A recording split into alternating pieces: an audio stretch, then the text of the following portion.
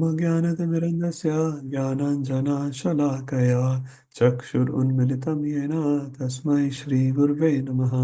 श्रीचैतन्यमनोभीष्टं स्थापितं येन भूतले स्वयं रूपा कदा मह्यं ददाति स्वपदान्तिकं। वन्देऽहं श्रीगुरु श्रीयुतापदकमलं श्रीगुरून् वैष्णवांश्च श्रीरूपं साग्रजातं सहगणरघुनाथान्वितं तं सजीवम् साद्वैतं सावधूतं परिजनसहितं कृष्णचैतन्यदेवम् श्रीराधाकृष्णपादान् सहगण ललिता श्रीविशाखान्वितांश्च हे कृष्ण करुणा सिन्धो दीनबन्धो जगत्पते गोपेश गोपिका कान्ता राधा कान्ता नमस्तुते तप्तकाञ्चन गौराङ्गी राधे वृन्दावनेश्वरी वृषभानुसुते देवी प्रणमामि हरिप्रिये वञ्चाकल्पतरुभ्यश्च कृपा सिन्धुभ्य एव च पतितानां पावनेभ्यो वैष्णवेभ्यो नमो नमः। जय श्री कृष्ण चैतन्य प्रभु नित्यानंद श्री अद्वैत गदाधर श्रीवासादि गौर भक्त वृंदा हरे कृष्णा कृष्ण कृष्ण हरे हरे हरे राम राम राम हरे हरे हरे कृष्णा कृष्ण कृष्ण हरे हरे राम राम राम हरे हरे कृष्णा कृष्ण कृष्ण हरे हरे राम राम राम हरे जगद्गुरु श्रील प्रभुपाद की जय। Hare Krishna, everyone. So, back to Nectar of Devotion. Just a quick summary what we discussed last week. So, this is our whole guide of an OD. So we already finished first wave. Last week we entered into the second wave. Second wave is the biggest one, especially for our course, which is dealing with sadhana bhakti. So within sadhana bhakti, we are dealing with Vaidhi bhakti, and we started chapter 2 last week, which is entitled by Prabhupada as the first stages of devotion. So we are reading 15 verses, which is 1 to 1 to 1 to 15. Okay, sadhana bhakti, we read a quick definitions of all sadhana bhakti, which is devotional service in practice, bhava bhakti, devotional service in ecstasy, and prema bhakti, devotional service in pure love of Godhead. We also looked at quickly 6 characteristics. I'm not going to read that today, but in sadhana bhakti, only 2 gets manifested in a smaller degree. Bhava bhakti, 4 gets manifested in a little larger degree, and in prema, all 6 get manifested in full. We started from discussing this qualification for practicing devotional service. Anyone remembers what is that one thing by which you can start practicing devotional service as per NOD? It's on the screen. Attraction. Sorry, Sanjay Prabhu. Faith. Okay. Yeah, attraction as per Prabhupada here. And that will convert into faith later. So little bit, some attraction. You don't know what it is, but you get attracted to Harinam party, you get attracted to some aspect of devotional life. So some initial attraction. And we called it Agyat Sukriti. So initially we don't know, so we don't have faith, but we just get attracted to a person, for example. This Swami or Prabhupada is looking very attractive. People didn't know about Prabhupada. One of Prabhupada's disciples was explaining in his class in London Rath Yatra, one policeman was walking past and he was just conversing with devotees after Prabhupada has passed with devotees. Who is this man? He is looking very golden. This policeman was attracted to just the effulgence of Prabhupada. He didn't know anything about Prabhupada. So, Agyat Sukriti, and we gave some examples eating prasadam, helping devotees, something, even touching the books itself can account for Agyat Sukriti. And we read these 2 charts here. So quickly, when we have attraction for devotional service, then we execute the devotional service. And when we execute, attraction increases, but this cycle just goes on and on and on. So who will break the cycle in the beginning? That is a causeless mercy of a devotee. That's why we go on Harinam, book distribution, and other things like prasadam distribution, so that that mercy gets into the life of that conditioned jiva, and then jiva gets some attraction for Krishna and then executes some devotional service, and that attraction grows on and on through that. And taste here means attraction to Krishna. This is a definition of Rupa Goswami of sadhana bhakti. I'll quickly read. Action of the senses that produces the state of bhava is called sadhana bhakti. Simple as that. Action of the senses.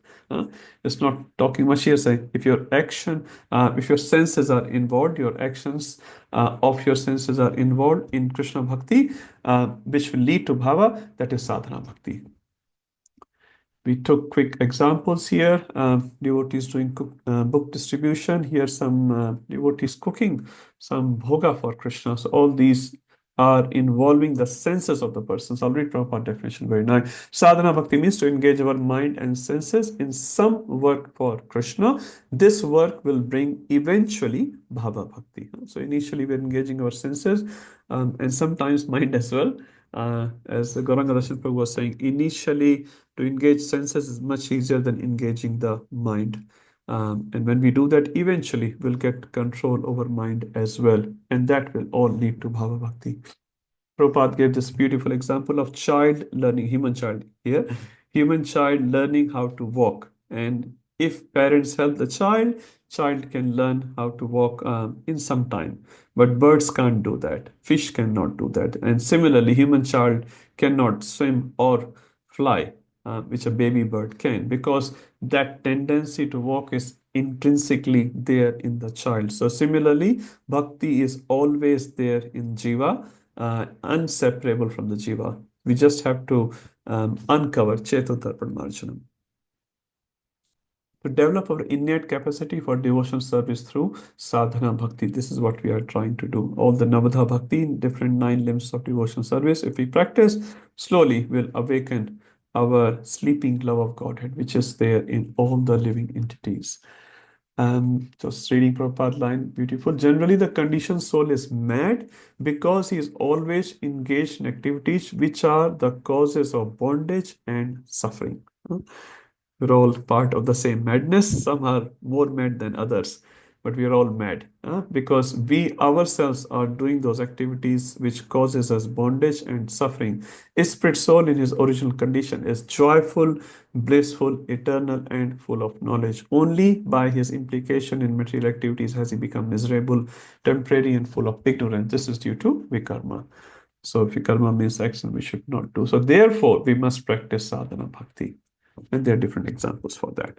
Because we all fit in the first category, so that's why the second category. So first is the problem, and the second is the solutions. Prabhupada saying this is a problem, follow this solution, and you will get out. Sadhana Bhakti cures the conditioned soul of his madness under the spell of Maya, material illusion. Now we spoke about 2 types of sadhana bhakti, Vaidhi sadhana bhakti and Raganuga sadhana bhakti. So Vaidhi is, anyone remembers what's the difference between Vaidhi and Raganuga? Just 1 line difference as given by Prabhupada. Last week we discussed about it. Anyone? The Vedic is as per the impetus is rules and regulations as given by the spiritual master and the scriptures, and Raganuga is the impetus is the natural attraction which is there within the heart. Yeah, thank you, Mataji. Very nice. So initially we all try to do Vaidhi Bhakti, so we have no spontaneous attraction for Krishna or the devotional service, but because we have some faith in our seniors, in Prabhupada, in the scriptures, so we try to follow those things just with our senses. But with the time, as the time grows, you become more mature, then you get spontaneously attracted towards at least some things. And then one day will come, then you'll be attracted to Krishna very spontaneously. You don't have to finish your rounds. I heard in Keshav Maharaj lecture, one GVC meeting was happening, and one of the very, very senior Prabhupada disciple, he said to all of the GBC members, I humbly have to submit to all of you that I cannot chant 16 rounds. And everyone started thinking, oh my God, another one. So many devotees go through ups and down. And then he said, I just cannot chant 16 rounds. Once I finish my 16 rounds, I have to do 32 rounds. And then everyone was so happy. So he said, I cannot chant 16 rounds. It does not mean he cannot chant 16 rounds. He said, I cannot just chant 16 rounds. I have to chant at least 32 rounds. So this is the attraction. And for us, even 16 looks like a Mount Everest. So as we grow in this process, no matter where we start, eventually that attraction comes, and then we cannot, because Krishna, the word Krishna means is all attractive.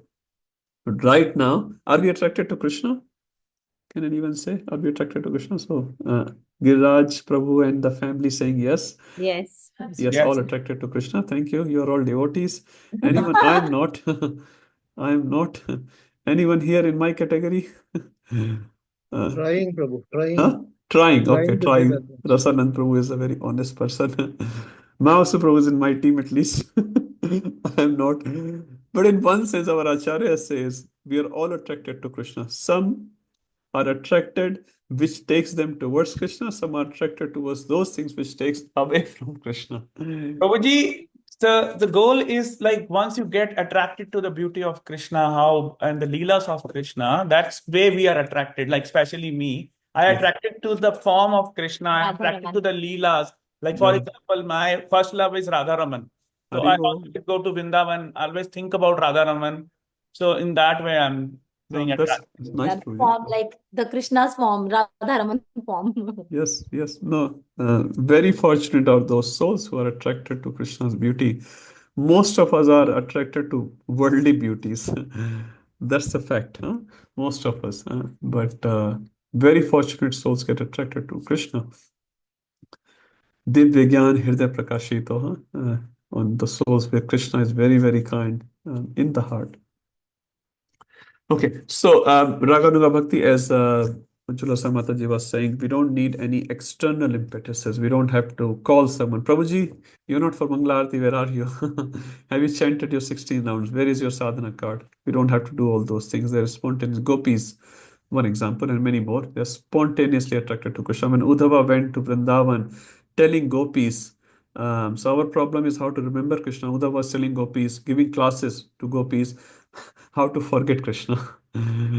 So we are doing these classes and me inclusive, how to remember Krishna. They are having exactly opposite classes. And Gopi said to Uddhava, Uddhav, man bhaye na das peace. I only have one mind, not 10 or 20 minds. And that mind we have already given to Sri Krishna. So what can I say? What I only had one mind which I have given to Krishna. Unfortunately or fortunately, we also have only one mind, but we have given to so many things or people in the world, and not too much to Krishna. Anyway, so Raga Nuga Bhakti is very, very spontaneous attraction towards Krishna. We did that. So we read about different stages of devotion. I'm not going to reread this. We'll read Raganuga Bhakti when we go there. Now, the third point is very important. Sometimes we underestimate the power, potency of Vaidhi Bhakti. So I have written it and I would like to reread this. We should not think of Vaidhi Bhakti in a belittling way. So it's no way it's any less. Vaidhi Bhakti is an exchange of love between the devotee and the Lord, which impels a person to place himself under the order of Guru and Shastra. That's why the Bhakti is a division of pure devotional service. And this is why we say we should respect all the Vaishnavas. We should respect every living entity, but respect all the Vaishnavas because they are doing Vaidhi Sadhana Bhakti. They are placing themselves under the order of Guru and Shastra. How many people do that? Manushanam sahasreshu kaschid yatati siddhaye. Krishna himself says 7.3 out of millions of people, only one tries to understand me, tries to understand me. So very, very rare. Vaidhi Bhakti definition as per Rupa Goswami, where the action of bhakti arises not from the attainment of raga, which means the spontaneous attraction towards Krishna, but by the teachings of scripture. This is called Vaidhi Bhakti. And most of us fit under this category. This is what we're trying to do. Okay, we'll read that. Nice rounds are happening early morning. Now, this example is very, very nice, very powerful. 215, Shukdev Goswami advising Maharaj Parikshit, if you want to be fearless in meeting your death next week, you must immediately begin the process of hearing and chanting and remembering God. So these sort of instructions should not be understood in the context of Parikshit Maharaj in that easy way. Parikshit Maharaj is a pure devotee, but this is mostly for us, who is the readers of Srimad Bhagavatam, that if we want to be free, that's to start with, we have to start remembering God and getting in touch with God more. Essence of sadhana bhakti is to fix the mind of Krishna. Anyone remembers this famous verse given by Rupa Goswami here? Sanjay Vyas Prabhu. Chief regulative principle. What is the chief regulative principles of following all the rules and regulations? If I say one word, then Prabhu will say Smritavya Satatam Vishnu. So Smritavya Satatam. This is Padma Puran verse. Smritya Satatam Vishnu Vismatyo na jatu cheta. We should always remember Krishna and never forget Krishna. And whatever you are doing, whatever, if they don't become subservient of this rule, that means it may be a show off, a pakhanda. I may be very learned, I may be very good in doing whatever I do, so called for Krishna. But if that activity does not lead me to the remembrance of Krishna, Shrama eva hi kevalam. We should remember always that is the goal. The goal is not to impress few people of this earthly planet. Goal is to please Krishna. And if Krishna is pleased, tasmin tushte jagat tushta. Everyone else will automatically be pleased. So very, very important to put it down on our table and read it 10 times a day. Why are we here? We are here to remember Krishna and not forget Krishna. Any other thing which doesn't lead towards this purpose is not very fruitful. Sarve vidhi. Sarve is the use word. Sarve vidhi nishedhasyor etayor ev. Why are you doing Ekadashi? One young man started doing Ekadashi, and one devotee took this young neophyte to Radhanath Maharaj. And Radhanath Maharaj was having a meeting with this person. So this devotee was telling, Maharaj, he's chanting 32 rounds. He started coming temple just a few months ago, and he's doing Nirjala Ekadashi. You know what Maharaj said? He thought he will get a praise from Maharaj. Maharaj will say, Radhanath Maharaj will say, yeah, fantastic. Maharaj said, slow down. Slow down. Because initially, when we have a lot of enthusiasm, we do all these activities. But the purpose is, I'll come back to this point. When Mataji asked a question to Keshav Maharaj in a retreat somewhere, and she was saying, how do we know we are doing this activity for the pleasure of the Lord or the pleasure of ourselves? Keshav Maharaj, 99% we should consider we are doing the activity, devotional activity, I mean, for our pleasure. 99%. Huh? So Maharaj very nicely saying we are doing these activities because we like it. Huh? We get pleasure. Some people praise us. Some people say nice things about us. We like it. Again, this is not wrong, but this is what our position is. We do because, and the day we don't like it, Prabhu, I'm going. I can't handle it. Are we really doing it for Krishna? So Maharaj said 99% of the time we can say we are doing for our pleasure. Huh? So initially, this is our situation. So Radhanath Maharaj said, slow down, because we might be doing to impress others. My Guru Maharaj said, some other temple, some other discussion was going on, Prabhuji is dancing too much. So Mataji should be separate, Prabhuji should be separate, like in a room we are talking. And Maharaj said, in humor, if you take out all the Matajis, who's going to dance? So Prabhuji is dancing wildly for a purpose.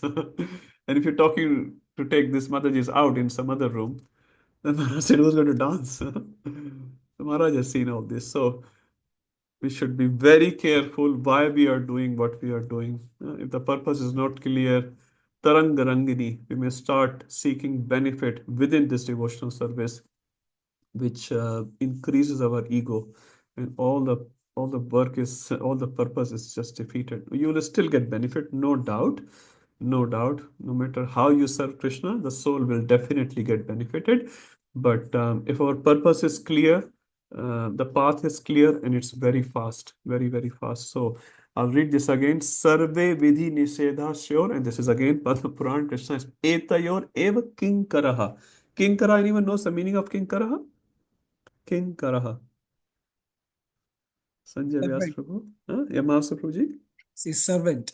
Yeah, can you define more about this? Kinkara, servant, what's the relation? So Kinkara, it's made up of two words, Kim Karaha. Kim means what, Kara means do. What should I do?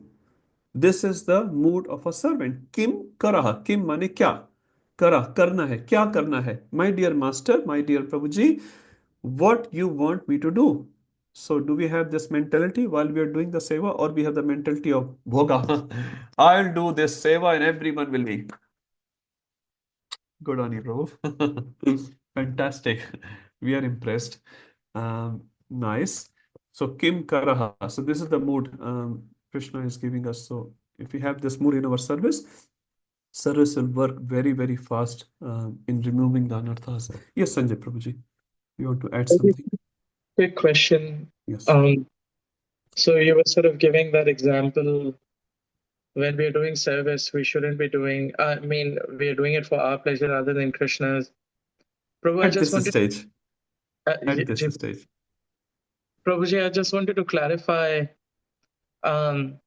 this situation.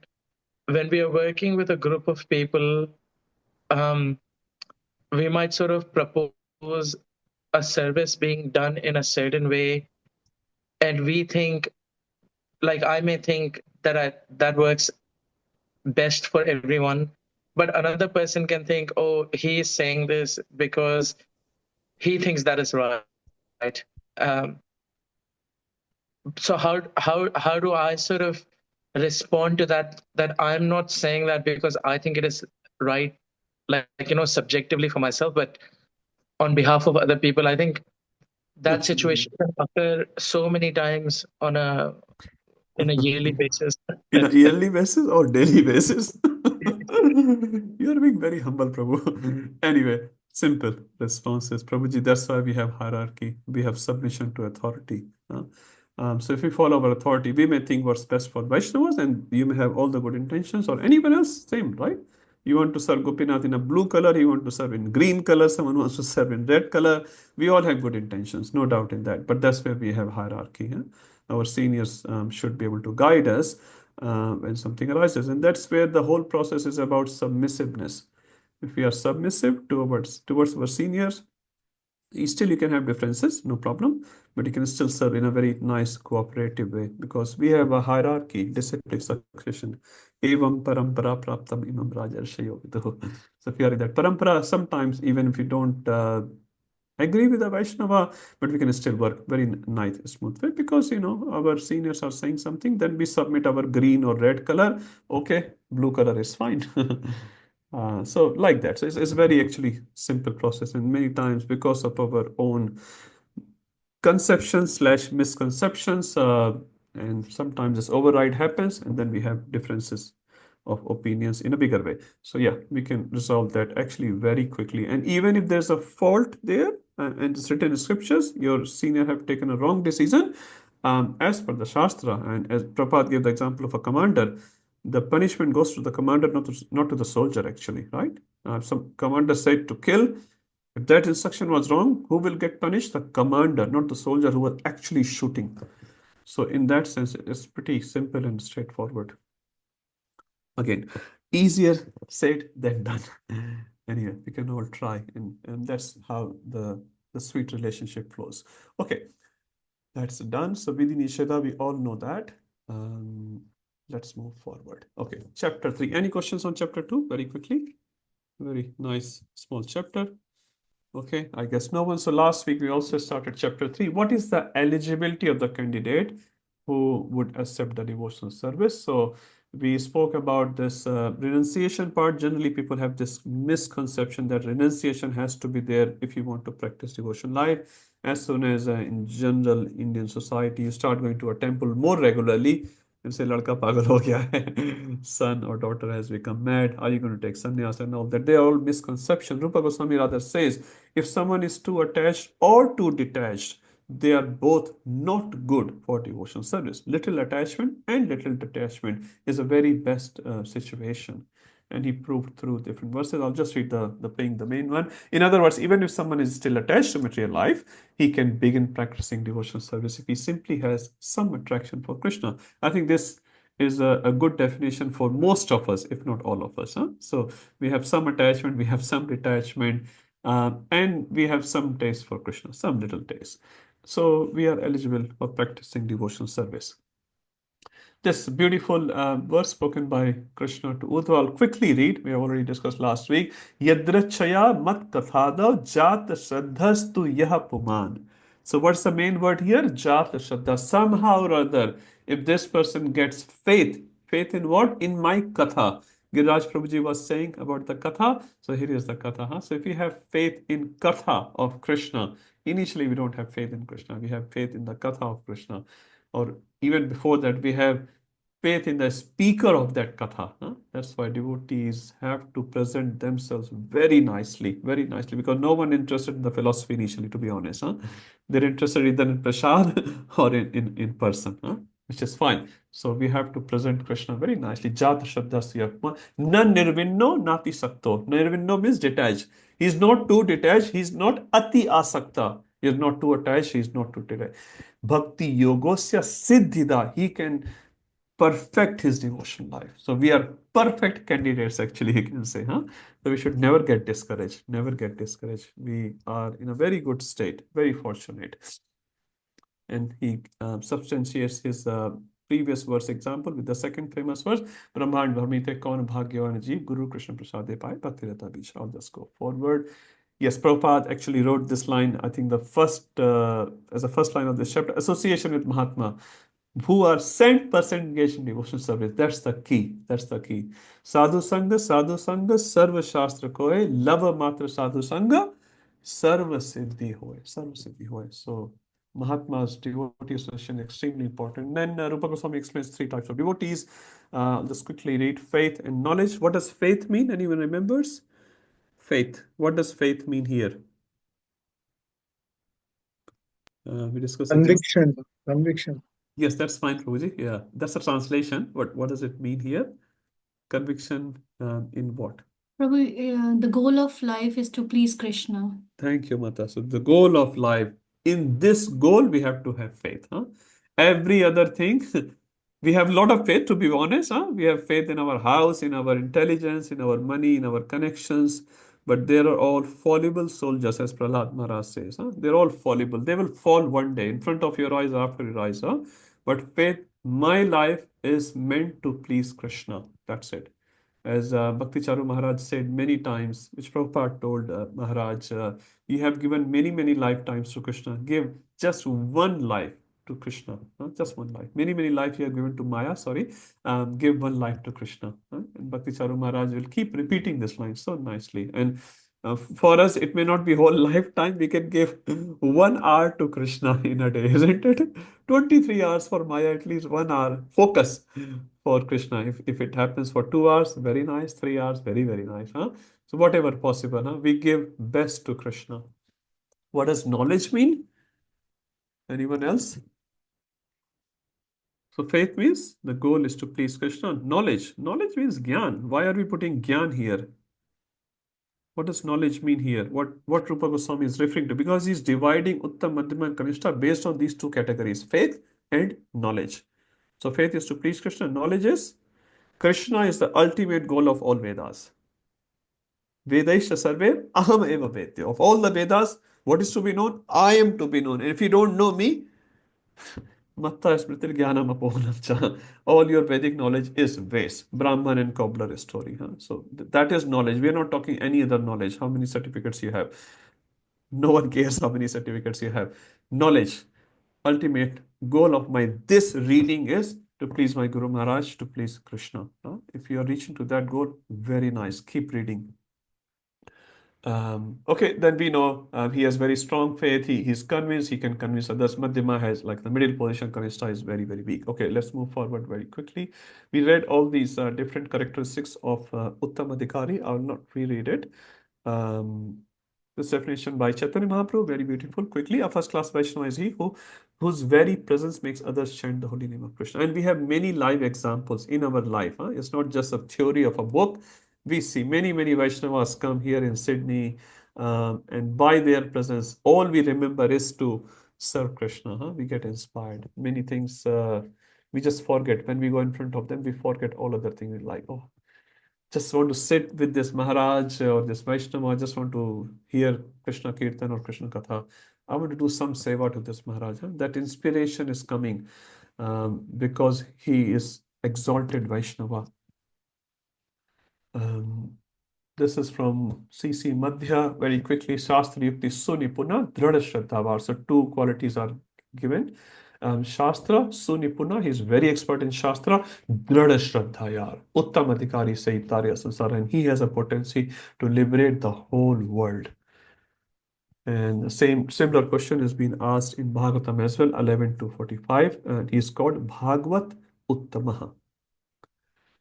Second class devotee, Madhyam Adhikari, he is not expert in arguing, but he has firm faith. Just Chaitanya Mahaprabhu definition, you should engage yourself in the service of servants of Krishna and always chant the holy name of Krishna. If you do these two things, you will very soon attain shelter of Krishna's lotus feet. And the definition given by Chaitanya Mahaprabhu is who is always chanting the holy name of Krishna. So if you are chanting the holy name always, that's great. One time, Sanatan Goswami came to meet Mahaprabhu in Kashi. Then some other devotees were not recognizing him as a devotee because he was looking as a Muslim. They could not recognize him. But his lips will not stop chanting Krishna, Krishna, Krishna, Krishna, Krishna, Krishna, Krishna, Krishna, like that. So when devotees saw that characteristic of that physically different looking person, then the devotee said, this person has to be a devotee because his lips was not stopping Krishna, Krishna, Krishna, Krishna, Krishna. When Chaitanya Mahaprabhu was going outside, we all know that story from Chaitanya Bhagavat. And when you pass a stool in villages, you have to go out. There's no bathrooms there. So Chaitanya Mahaprabhu's tongue will not stop chanting Krishna, Krishna, Krishna, Krishna. So when he is going to pass, he will hold his tongue with his hand. So a small boy asked him, Mahaprabhu, why are you holding your tongue? He said, I'm doing an abominable activity, and that time we should not chant. And this little boy asked Chaitanya Mahaprabhu, what is the guarantee, Mahaprabhu? You will not die while passing stool. And he said, yes, this boy is right. And from that day, the boy was known as, anyone remembers? Gopal Guru. Gopal Guru. And Chaitanya Mahaprabhu said, you are my Guru. You are my Guru. We should always chant. What is purity or impurity of this body? Holy name is super pure. Super pure. So you should chant all the time and all the Kaite Soite Yatha Tatha Nam Lai. While eating, while sleeping, we should always chant. Now, there's another part. We sleep while we chant. We don't chant while we sleep. We sleep while we chant. That's a different story. But that's the transition we have to do eventually, as Arjun was doing. Okay, very quickly. Shastra Yukti Nahi Drada Shraddhavan. So Shastra Yukti Nahi. He doesn't know so much Shastra, but that's fine. Drada Shraddhavan. Madhyamatikari say Mahabhagyavan. And again, this famous verse, 11 to 46, we'll just read it in this page. Ishware tad adhineshu balisheshu dusasicha prema maitri kripopeksha yah karoti sa madhyama. So what are the four categories given in this verse? Anyone can quickly say?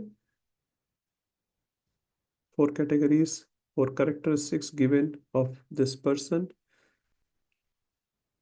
Everyone is complete shant. Prema, Prabhu. Prema, yes, Prabhuji. Prema for? Ishvara. Prema Krishna, for Ishvara. Ishvara. Thank you. Yes, Prabhuji. Next. Next Mercy to is innocent. Balisheshu and Yes, Balisheshu for what?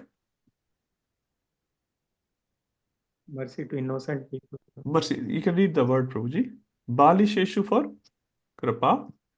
Ishwara is Prema. Tad Adhineshu. What does Tad Adhineshu mean? Very simple Hindi.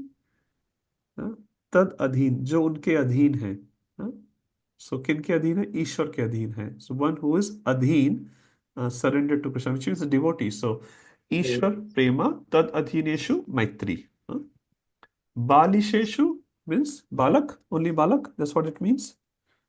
Little Innocent. chota bacha. Innocent people. What's the difference between innocent people and a Balak? Even a big adult can be an innocent person, isn't it? So Balak is not just by age. Balak is by maturity, devotional maturity. Here we are talking. So if you are innocent, he will give you kripa. And if you are dvishassu, that means if you are dveshi, envious, what you should do? Upeksha. And anyone can give examples for all these four. Ishware, prema. In Shastra, anywhere, you know any devotee who did prema to Ishvara? Anyone? Any examples? There are hundreds. Prahlad Maharaj, Prahlad Maharaj, they did prema to Ishvara. Who did tad adhineshu maitri? Who did maitri with devotees? Anyone knows anyone? Parikshit Maharaj.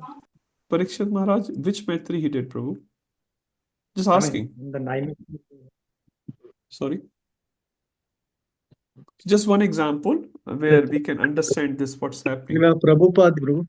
Prabhupada, he had Maitri with his god brothers, for example, right? And many other Vaishnavas. So Vaishnavas do Maitri. Even when Vratasur is dying, even Maharaj Parikshit as well. You know what blessing they're asking in their prayers is saying, wherever I take birth, I should have Maitri with Vaishnavas. Huh? Maitri is Vaishnava. This is what they aspire for. Because when we have Maitri with Vaishnavas, we have achieved everything. Huh? Because Vaishnavas will engage us in service. Bali Sheshu Krapa. Anyone remembers any example where a devotee saw innocent person and he did kripa on that person? Any example from Bhagavatam? Anyone remembers? Bali Maharaj, Vamana. Bali Maharaj Vamadev? Narada Muni Prabhu. Because Sorry, I'll just he stepped just on 1 second, the third. Mataji. Sanjay Prabhuji, yes, please. Oh, because with the third foot he sat on his Bali Maharaj offered his head for the third step, and Vamandev. Okay. So Sorry, here, bro. Bali Maharaj was an innocent. He was a pure devotee even that time. Yep. We're just seeking an example where someone was innocent and a devotee did kripa on that person. Just trying to understand. Prabhu Yes, Narada Muni to Dhruva Maharaj Prabhu. Narad Muni to Dhruv Maharaj, huh? He was not only Balak by the age, he was innocent. He was innocent and he was very much desirous of going to Lord Vishnu. And Narad Muni saw the potential. Thank you, Mataji. Any other examples? I remember one more and there can be many more. Fifth canto of Srimad Bhagavatam, Jad Bharat did mercy on Rahugan Maharaj. Huh? So Jad Bharat did not speak his whole life, but he spoke to only one person. And the Bhagavatam says the reason, because he was the right adhikari. Huh? He could understand Jad Bharat's instruction. Huh? So Jad Bharat, so devotees impart these instruction when they find a suitable candidate. Although initially this person was making sarcastic comments on Jad Bharat, huh? But to that person he showed the mercy, huh? Because he saw this person is going to listen from Kapila Dev. Huh? So this is a very suitable candidate, very suitable candidate. And the last one, Dishassu, Upeksha. Sakhi Radhika Mataji, any examples you remember from Shastra? Prabhu, can you explain the meaning? Sorry, I'm not Okay, in so the right. no problem. So Dvishassu means one who are Dveshi, we should do Upeksha of them. So if a person is envious of devotees of Krishna, then when we meet with that person, we should do upeksha of that person. We should sort of neglect that person. We should not argue or trying to convince him, no, no, no, Krishna is right and you are wrong and all those things. So we do upeksha. Any examples from Shastra anyone remembers? That's the question. Where a person, a devotee met with another person who was envious of Krishna, envious of devotee circle.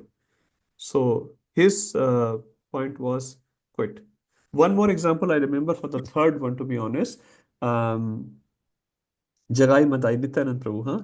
He did kripa. Huh? Not that they were so innocent, but he did extra mercy. Anyway, let's move to the fourth one. Prabhu, for the third one, there is also the example of the little girl Dukhi. She was Yes. innocent, and Lord Chaitanya kept her name as Sukhi, and then she was happy after that. Okay, She was okay. always crying. Yeah. Okay. Fourth example could be the example of Lord Shiva. Like, even though he was not given any respect, and even though a lot of things were said, he tolerated or he ignored the Thank you. person. Ignore the Daksha. Huh? Thank you, Mata. That's a very good example. So Lord Shiva, a Param Vaishnava, when he saw this person is sort of very dveshi, very envious, he just walked out of the assembly. He did not try to argue or convince or correct Daksha. Oh, Daksha, you are wrong. And he could have. He could have. Huh? He's a Ishvara. So, but he did not try. Upeksha. So again, they are very big examples, but we can follow in our own little way. And that way we can be peaceful and we can also perform sadhana nicely. Okay, let's move forward. very quickly, this is the point made by Srila Prabhupada. A madhyam is anya bhilashita shunyam. So anya bhilashita shunyam, and we read the Bhakti Uttama. We should not understand that definition applies only to Uttama Adhikari. Madhyam Adhikari is always following that. Madhyam Adhikari is anya bhilashita shunyam. So he is performing Uttama Bhakti. And Prabhupada writes, as described in the verse, the first characteristic of Madhyam Vaishnava is prema for Ishvara, which indicates Sri Krishna, the Lord of all Lords. Furthermore, prema also implies Shuddha Bhakti to Sri Krishna. So, we should not ever think that only Uttam Adhikari will perform Uttam Bhakti. No, Madhyam Adhikari is already performing. And Prabhupada said, I expect all of my disciples to become Uttam Adhikari, but at least Madhyam Adhikari. That's Prabhupada's expectation to all of us. At least become. That means we should perform Uttama Bhakti. And what is the Uttama Bhakti? Anya Vilashita Shunyam. We should not have any ulterior motive while serving Krishna. Shunyam. Gyan Karma Dinavritam. So we know all that we read last week. The symptoms of bhakti just described, this is Jaiva Dharma, chapter 8. Symptoms of bhakti just described are first seen in sadhana practices of Madhyam Adhikari Vaishnava. Very, very important point. So we should not sometimes think, oh, we are Shudra or Kanishta Adhikari. No, we have to rise up to that level. And the prerequisite is this. So they are seen first in the sadhana practices. So we're not talking the mature devotion, or sadhana practices, so which is all of us. Madhyam Adhikari should exhibit this. So devotional service is not cheap. Prabhupada said it's easy, but it's not cheap. Very easy. Chant Hare Krishna, go back to Godhead. Eat prasad, chant, dance, go back to Godhead. But it's not cheap. Krishna is not cheap. Okay, coming to Kanishta Adhikari, which is our today's discussion. His faith is not strong. We understand that. His faith can be changed by strong argument. We understand that. He does not recognize the decision of his scriptures. He does not take it as an ultimate authority. He said, yeah, that's nice. That's nice. Still, I like it. Chaitanya Mahaprabhu's definition: whoever chants the holy name of Krishna just once is worshipable and is the topmost human being. Now, we don't, at least I can talk about myself, we don't implement this definition of Chaitanya Mahaprabhu all the time. Even if someone is chanting 16 rounds, we consider very differently. But Chaitanya Mahaprabhu saying, whoever chants even once, he is worshipable and is the topmost human being. Now, if you can just follow one, I can talk about myself. That is a great achievement in itself. We start respecting others in this way, as Chaitanya Mahaprabhu was saying, is worshipable. What to speak of any other things? Please definitely Yahara Komala Shraddha Sei Kanishtajan Krame Krame Teho Bhakta Hoibe Uttama. So a Kanishta Adhikari can be rise up to the level of Uttama Adhikari. Krame Krame, Dhire Dhire, gradually he will rise. If he is following nicely, he will rise up to that level. So do we have a hope? As per Shastra, we all have hope. No, you're all Uttam or Madhyam Adhikari. I'm talking about myself. We have hope. Shastra is telling it. Ajamil, example is given in Shastra. He was so fallen, still he attained Krishna just in 15 years. How many of you are coming to temple more than 15 years? I'm raising my hand. I'm one of them. Manmohan Prabhuji, I know him, Shraddha Mataji, and many more, more than 15 years. Ajamil achieved pure love of God just in 15 years. And he started very low. Now, I guess most of you did not start that low. He achieved. So we all have a hope. That's why Shukdev Goswami is giving that example. And as per Bhagavad, the word used here, Prakrit Bhakta. And we have read this in the past, so I'm not spending too much time. He's a Prakrit Bhakta, materialistic devotee. Anyone remembers what's the characteristics of that Prakrit Bhakta, which we read in NOI? Or you can read here as well, actually. Two main things are there. He sees Krishna only in the deity, not outside temple. In the temple, Krishna is there. He considers that. And he misbehaves with other devotees. This is called Prakrit Bhakta. I'll read translation by Prabhupada. Devotee who faithfully engage. He is a deity worshipper. Worship deity in the temple, but does not behave properly toward other devotees or people in general is called a Prakrit Bhakta, materialistic devotee. because he thinks Krishna only reside in this idol, in the statue. Outside it, anything is fine. And he's called a neophyte.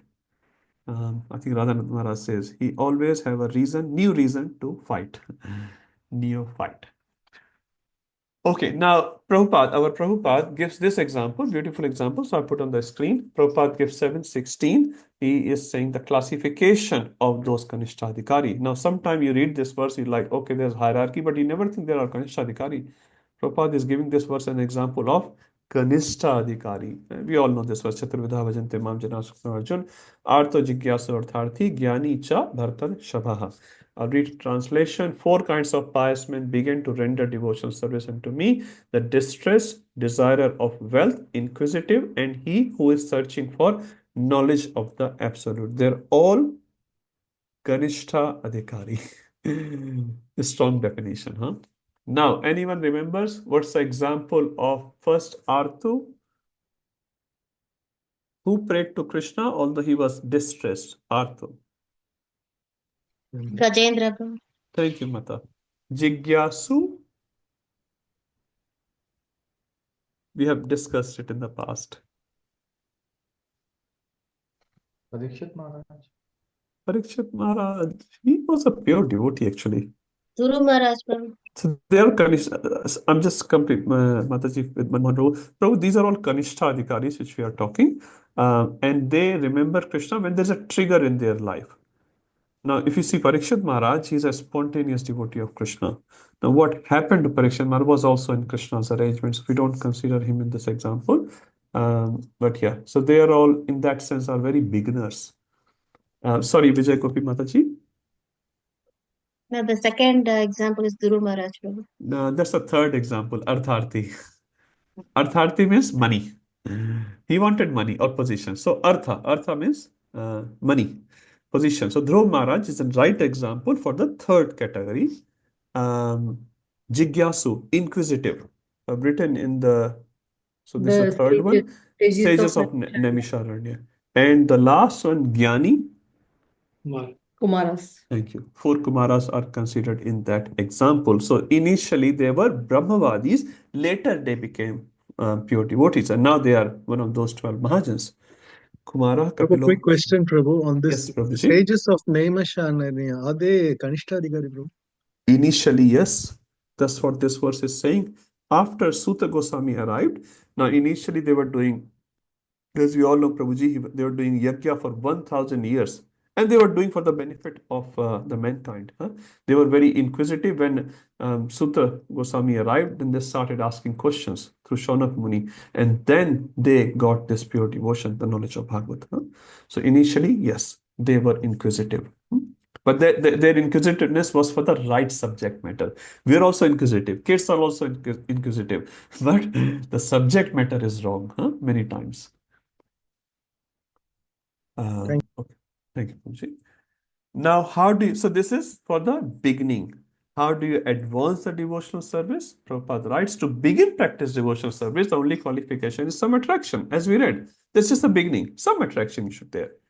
But how to move forward? But to practice pure devotional service, one must become renounced. Freed from renounce, not external renouncement. Here we are talking, give up your house and car and all that. No, freed from all desire except the desire to please Krishna. That is called detachment. Detachment is not you become, a Naga Baba or something like that. That's very external. All desire except to please Krishna, if they go out of your heart, that means you are detached. It can be concluded that a person who is free from the bodily concept of life is an eligible candidate for pure devotional service. So just remember the word pure devotional service here. But devotional service, anyone can start by any means. And that's what devotees do by going out. Otherwise, they don't have to go out. Krishna is their maintainer. They know that. They don't go out for earning money.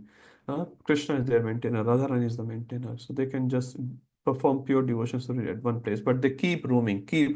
All the sannyasis. One of Prabhupada's disciples said in one of his classes, he said, Prabhupada murdered himself for us. Murdered himself. Because he overdid it. He just kept traveling, kept writing, taking the least amount of rest. And he kept giving himself for humanity. And yeah, at one point externally he left this world. Okay, and Prabhupada quotes Bhagavad Gita, liberation from the bodily concept is essential for advancement. So if you are still in the bodily concept, it will be very hard for us to advance, very, very hard. And I'm also speaking, and it's absolutely valid for me, because most of the time we become this bodily concept. So we have to rise up. Then only we can taste that pure devotion. Prabhupada gives this 1854 Sama Sarveshu Bhuteshu Mad Bhaktin Labte Param. After Brahman realization, when one freed from material anxieties can see every living entity on an equal level. Sama Sarveshu Bhuteshu. Can we look from that perspective? Very, very difficult. We always look at it from the perspective of favorable and unfavorable. But they're saying Samaha Sarveshu Bhuteshu. But how do you attain after Brahman realization? The pretty high state. He's eligible to enter into devotional service. A wise man who becomes attached to Krishna does not want any return from him, either in the form of relieving distress or in gaining money. So this is sort of defeating that 716. So he doesn't go to Krishna that you give me good wealth, good reputation, take my bodily disease away. Basically, if I say in Hindi, Jai Jagdish Hare Sukh Sampati Ghara Custom Tanka. So he does not worship Krishna for that purpose. Although who are worshipping Krishna for that purpose are also devotees. So this is what we have to remember. We should never disrespect them. Even if they come into Krishna for money, Krishna says, Udaraha sarve evaite. They are very generous. If someone come to ask chanda to you, will you say, Prabhu, you are very generous. You have come here to benefit me. We can say that. We don't feel like that. We think, kam se kam mein kaam chalana hai. The least amount of donation I can give to this person. We don't feel at least that way. But Krishna is saying, Udara sarv evaite. It's Krishna's vachan, cannot be wrong. They're all udar. They are very generous. They are coming to ask for money. Oh, how great you are. How great you are. Only Krishna can say that. We can't. So we should always remember they're all devotees. They're all devotees. They may not be pure devotees. That means from very beginning, his basic principle of attachment to Krishna more or less is love. They have some love for Krishna. They could have gone to a terrorist group to ask for money, but they came to temple. So this is very nice. Now this is a topic which Rupa Goswami introduces. Beautiful. This is 1 to 22. I've got the verse because I like to read the verse sometime. Bhukti mukti spraha yavat pisachi hridi vartate. So two things Rupa Goswami is talking in this verse, and he is calling bhukti and mukti as pisachi. Pisachi, in the translation given here is witch. So bhukti means bhog. I will enjoy the world. And mukti means I will get liberation from the world.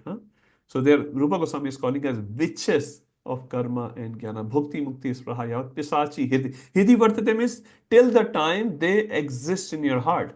So till the time you have this tendency of enjoyment, very, very hard to get rid of. But till the time you have it, tavad bhakti sukhasyatra, you will not experiencing the sukha of bhakti. This is so true. So true. If we serve Krishna with any ulterior motive, we don't feel sukha actually. When we serve Krishna without any selfish motivation, then you can feel. A mother serving a child without any motivation, she feels so much love. Although she is burdened in the sense like physically she is tired, but she's happy inside her heart.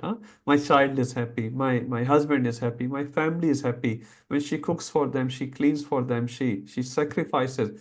She doesn't have any ulterior motive. She's very happy. Or any parent for that sake. Very, very happy. We only become unhappy when we have ulterior motive, and then ulterior motive is not fulfilled, we become upset. So tavat bhakti sukhasyatra. Katham abhyudaya bhave? Katham abhyudaya. Abhyudaya means uthan.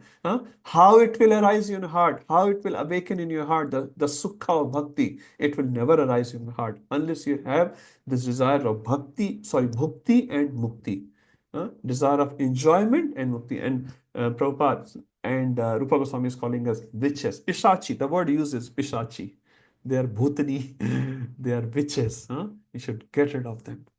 So Prabhupada writes these 3 lines. I'll just quickly read. One who has a desire for mukti, liberation, and bhukti, sense gratification, is described as being haunted by ghosts and witches. He cannot relish transcendental taste of devotional service. Now, this is a very high level, but at least the goal is set by our Acharya. So if our goal is clear again, we will align to that goal slowly. A haunted person is not free to act as he likes. He is forced to fulfill the desires of the ghost. Now, you may have heard about it, not seen it. I have not seen it, but I heard when a ghost enters into someone, that person is called haunted, and he does not act as per his or her free will. He's instructed by that person inside his body.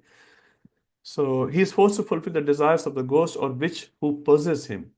Similarly, one who is haunted by desires for bhakti or mukti cannot act on the platform of bhakti.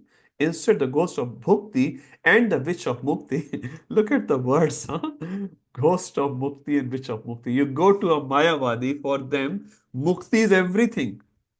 Brahma Satya Jagat Mithya. What are you talking, you guys? Mukti is everything. But our Rupa Goswami is saying, ghost of bhakti and witch of mukti force him to spend all his energy in the pursuit of sense gratification and liberation. This is so true, right? A person looking for sense gratification is just spending his day and night. 18 hours he is working just to become a CEO of a company, to defeat others, to compete with others, and just to show himself as number one. आना है तो number one, number two नहीं आ सकते. There's no number two. Number one, So many people want to become number one always. But Krishna says in Damodar Ashtam, Bhakti is the science of getting defeated. That's the first principle of Bhakti. When someone defeats a Bhakta, Bhakta becomes very happy. As a father becomes happy when the son defeats the father, isn't it? Father becomes happy. Oh, great. What I couldn't do, you have done it. So father or mother becomes very pleased, very, very pleased. So that is the tendency of a devotee. They always take pleasure in pushing others towards Radharani. They don't go because I'm not eligible, but Prabhu, you go. Prabhu, you go. In ashram, you would have seen in the morning when the alarm goes off, people say, Prabhu ji, आप जाइए. पहले आप नहा लीजिए. First, you take bath. If there's only one bathroom, there are 4 devotees and Prabhu, please, please. So much compassion comes in the morning. Prabhu, पहले आप. First, you go to the bathroom. You take bath. नहीं प्रभु आप जाइए. And last वाला बोलेगा, now it's 4:30, too late. Hare Krishna. So this is bhakti, sweetness of bhakti. Beautiful. Okay, this evidence is given by Prabhupada. I'll not read everything, but I've just put the numbers because Prabhupada has given these verses. I'll just give a little context. So 325:36 is a conversation between Kapila Dev and Devhuti Mother. And this verse is explaining how devotees have no interest in bhakti or in mukti. This is only Bhagavata reference Prabhupada has given. 3:4:15, Uddhav to Lord Krishna. I'll just read one. Devotees don't desire gain from dharma, artha, kama, and moksha. Devotees don't aspire for all these things. 3:25:34, devotees' heart filled with service and sankirtan. They experience great bliss. They never desire sayuja nor other types of liberation. There are 5 types of liberation. They never desire any sort of liberation. All they desire is just the service to Krishna. Mam janmani janmanishare bhavatad bhaktir ahetuki dvaya. I can take many, many births. I don't desire to get out of the material world. I can take a number of births. There's no problem. In every birth, what my desire is to serve the Lord unconditionally. 4, 9, 10 by Dhruv Maharaj. They get pleasure from meditation on the lotus feet of the Lord. You look at the deity, you feel pleasure. Now, I'm not sure how many of you experience. I don't experience that as yet, but they see that pleasure. But I have seen devotees who cry in front of the deities, not to show off others, definitely not. And Rupa Goswami says later you'll see you should not cry in front of deities. This is aparad actually. But this crying is not to show off. I'm saying there's a difference. This is automatic cry. You go to Vrindavan Mangla Aarti, you'll see by yourself. You can see devotees crying. The tears are just rolling from their eyes, not they're doing anything. You go to Mayapur, you'll see, I've seen it. It just happens. So they get pleasure by seeing Radha Madhav, Radha Shyam Sundar, or Radha Gopinath. They have that bhav for Krishna. Pleasure which impersonalists cannot approach. They cannot approach this sort of pleasure. And their heart is just bursting with pleasure. Although they are crying with their eyes, but their heart is bursting. And that's why you say, Prabhu, come and I'll give you $1 million job. And he'll look at you and laugh at you. Really? Really? Hare Krishna. And they don't even have their lunch with them. They're happy. Uda Prabhu was telling recently, I was talking to him, he's saying Vrindavan is quite cold these days. And he says, people only have one set of clothes, they live under a tree, and they wash their one set of clothes every day. You can imagine. So they take bath in Jamuna 3 o'clock in the morning when we don't even want to take bath in our hot water. They take bath in Jamuna and they wet their clothes basically, and they just come out from Jamuna with the wet clothes, and next morning they again take bath like that. They live under a tree and they're very happy. You give them any offer, they'll laugh at you, say Hare Krishna, Radhe Radhe. So the heart of a devotee is so fulfilled. And other way we can say, if our heart is very unfulfilled, that means we are not performing devotional service correctly. That's why our heart is disturbed. If you perform correctly, susukham kartam abhyam, it has to happen. It has susukha has to come. Prabhupada also gives two more examples. I'll quickly say Sri Krishna Karnamrit. This is by Bilomangal Thakur, verse 107. I'll not read the whole thing. Someone can read the translation quickly. Prasanatma Prabhuji. Yes, Prabhu. Hare Krishna, Prabhu. Hare Krishna. If I am if I am engaged in devotional service unto you, my dear Lord, then very easily can I perceive your presence everywhere. And as far as liberation is concerned, I think that liberation stands at my door with folded hands, waiting to serve me. And all material conveniences of dharma, religiosity, artha, economic development, kama, sense gratification stands with us. So if you're a devotee of Lord, all the siddhis, perfections, muktis, they will come. The word used in third line, muktanjali. Muktanjali means mukti will stand in front of me with anjali. Anjali means with folded hands. So mukti will say, please, how can I serve you? How can I serve you? So devotees don't seek these separately. And Prabhupada also quotes Chaitanya Chandramrit. This is not Charitamrit, this is Chandramrit.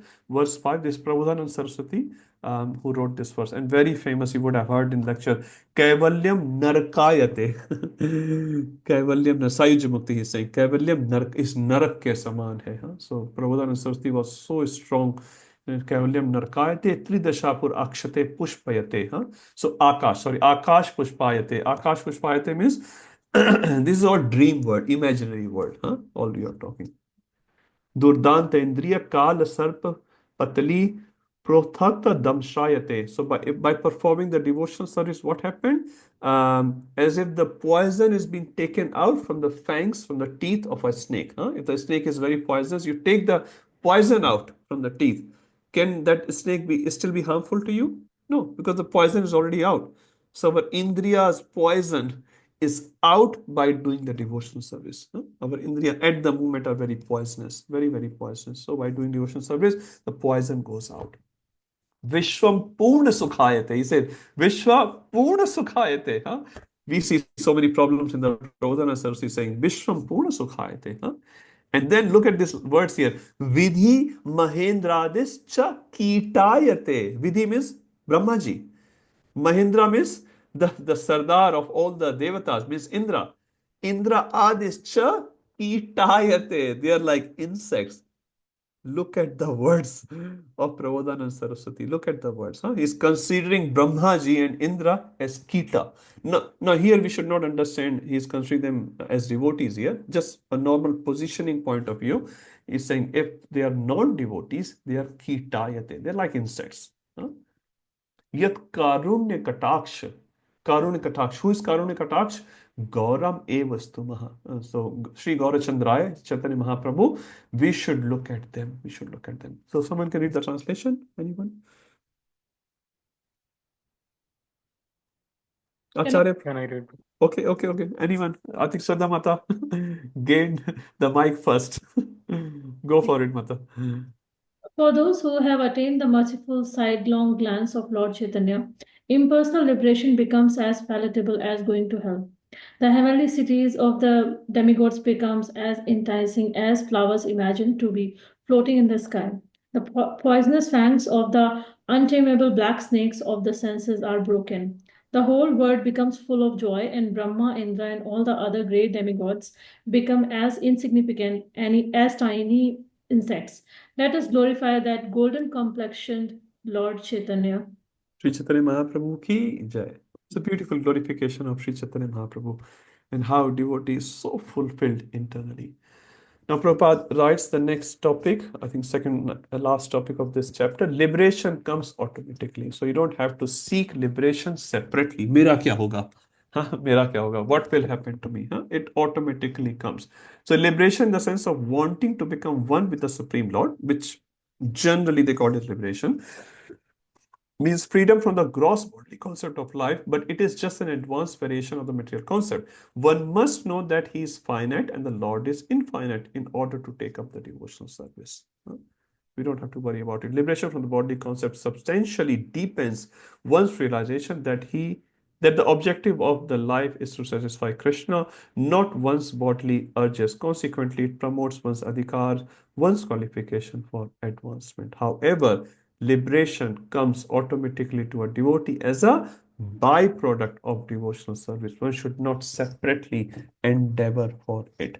Example comes to my mind is of Maharaj Parikshit. Was he trying to become mukta at the end of the life for 7 days and 7 nights? What he was trying to do? Hear Krishna Katha. Nothing else. Nothing else. He did not desire anything of this world or the world after. All he wanted to hear Krishna Katha. And he said to Shukdev Goswami, just keep reciting this Krishna Katha. Please don't stop. Don't worry about my hunger and thirst and my sleep. Just keep reciting. So a devotee is completely convinced whatever Krishna will do, that will be fine. Conclusion. Prabhupada writes the only qualification to begin devotional service, the mercy of a devotee. So this is very, very, very, very important. So we should try to seek blessings of Vaishnavas. If we are not seeking blessings of Vaishnavas, we cannot advance in devotional life. We may think we are advancing. I've been here 30 years. We can think like that, but that doesn't matter. Who enthuses one with the attraction of the Supreme Lord. And that's why we say, what's the definition of mercy when we try to serve a sannyasi or a Vaishnava? Maharaj, give me mercy, mercy, mercy. What does mercy means? Attraction towards Krishna. The attraction you have, Maharaj, for Krishna, please give it to me as well. Or a part of it at least. The qualification to advance in Vaidhi sadhana bhakti depends upon the maturity of one's faith in scriptures. So the more the faith, the more our life will be aligned with the scriptures, and then we will advance. Radhanath Maharaj once said very nicely, detailed is a sign of advancement. So when devotees become quite detailed in serving the deities, in how to present certain things to the Lord or to a Vaishnavas, and sometimes we may not understand them, but actually detail is a sign of advancement. But do not misinterpret this word. Every time a person is detailed, but he may be detailed about satisfying his own ego. So not really, but in a positive way, when a person is becoming detailed, actually a sign of advancement. That's why Maharaj can give classes for 4.5 to 5 hours. Once Maharaj gave a Gaur Purnima class 4.5 hours in one sitting. And he stopped a few times in the middle. He asked devotee, should I continue? And everyone said, Hari Bol, Hari Bol. So Maharaj kept giving class 4.5 hours. The qualification for practicing pure devotional service is liberation from the bodily concept of life, characterized by the realization that one should abandon all desire, especially the desire of liberation, and endeavor only to please Krishna. Okay, any questions on chapter 3? Yes, Sanjay Prabhuji. Prabhuji, quick question. Can a person progress from Kanishta to Madhyam and then fall back to Kanishta? Absolutely. Yeah. Absolutely. Yeah. Jiva's freedom, Krishna never takes it away. Even if you become Uttama Prabhu, which you were, and I were as well, with Krishna, obviously, we had that freedom in us. So from the technical perspective, yes, always. But practically, as we see from the definitions of nectar of devotion, once you reach to prema, you don't really fall back. Now people give example from third canto of Bhagavatam of Jay and Vijay. They fell down. And there are many explanations of that. One of the interesting explanations There are two contradictory explanations because you're asking that very valid question. So Jay and Vijay, sometimes people say they fell down, right? They came to the material world with all that. But some Acharya says they were on the door of Vaikuntha, not inside Vaikuntha. You understand? They were on the door, huh? Everyone putting their nice commentary. And another commentator says, which is proven in 8th canto of Srimad Bhagavatam as well, they never fell down. Their expansions fell down. They maintained their original position because when Vaman Dev came, it says in Bhagavatam, Jay and Vijay also came with Vaman Dev. So if they were in the material world, how can they be in two places? So they say Jay and Vijay are eternal state of Lord. And that also makes sense. That also makes sense. So technically, Prabhu, yes. Practically, no. Prabhuji, just a follow up on this. Can a person in one day be both? Like, for example, Yes. in one day, yeah. Yes. Janardana Raj, I remember his statement, beautiful statement. He said, sometimes we talk about fall down, this Vaishnava fell down, and blah, blah, blah. But Maharaj said, we fall down multiple times a day. Maharaj said that, huh? Because Prabhu, it's that moment you're attracted. Maharaj gave this example. You can also fall down for a pakoda. You see a plate of pakoda. Wow, I want to have these pakoras. You don't even consider, not you as a person, I'm saying, is this offered to Krishna? Is it prasad? Because we all like with our taste, huh?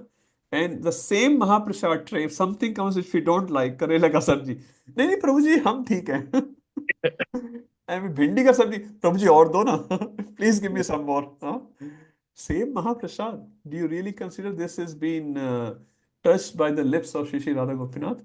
Not really. At least many of us don't consider. So yes, Prabhuji, the answer is Urmila Mataji, Prabhupada disciple, she came last year to Sydney and she was telling very nicely, a person, not in a days we are talking, in different fields, she was saying a person can be Uttamadhikari in one field and can be Kanishtadhikari in another field. Like you may be very good in cooking, Prabhu, for example, you may not be good in speaking, for example, or other way, right? So you, a person, can be at the same time be Kanishta, Madhyama, or Uttama, same time, in different fields, and in different times within the same field, you'll also go around, right? So today you may perform very good devotion for your Guru Maharaj. Tomorrow you may become a bit lazy, like that. So yes, Prabhu, it's not a stagnant certificate, and that's why we say we should never judge a Vaishnava, because today he may be a Kanishta, maybe very soon he will become a Uttamadhikari. We don't know. So we should not say, oh, Thank you. you. Thank you. Hare Krishna. Thank Yes, Jai Dharma Prabhu. Prabhu, just a clarification rather. In the Bhagavad Gita chapter 12, Lord lists down various qualities, right? I mean, which characteristics which he likes in a devotee. Yes. Yomad So Bhakta I think one Samepriya. of the sloka says, Advesta Sarva Bhutanam Maitra Karna Eva. Evacha, yeah. So there like it has been mentioned like Maitri to all living entities Yes. and compassion to everyone. Yes. So here, I mean, although it's more practical to become more friendly towards the devotees, so is more referring from a like a Uttama Adhikari, or like how do we reconcile these? Yes, thank you, Prabhu. Very nice question. So the definitions, the characteristics given of Uttamadhikari in Bhagavad Gita matches with the definition given in Chaitanya Charitamrita, and you have heard that famous verse 26 qualities of a devotee.